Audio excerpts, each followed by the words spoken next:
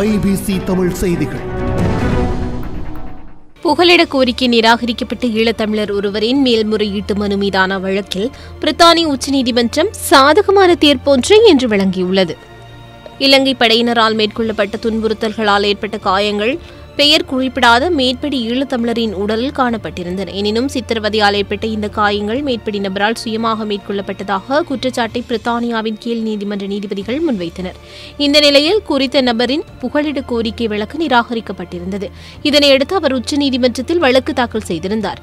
மேல்முறையீட்டு மனு மீதான வழக்கில் பிரித்தானிய உச்சநீதிமன்றம் ஈழத்தமிழருக்கு சாதகமான தீர்ப்பொன்றை இன்று வழங்கியுள்ளதாக அந்நாட்டு ஊடகங்கள் செய்தி வெளியிட்டுள்ளன.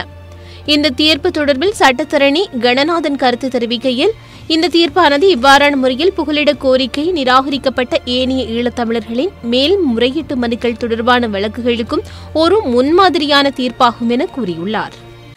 அனைத்து செய்திகளையும் பார்க்க IBC தமிழ் நியூஸ் சேனலை சப்ஸ்கிரைப் பண்ணுங்க. உடனுக்குடன் செய்திகளை தெரிந்து கொள்ள வேண்டுமா? அப்போ கீழே இருக்கிற பெல் பட்டனை மறக்காம கிளிக் பண்ணுங்க.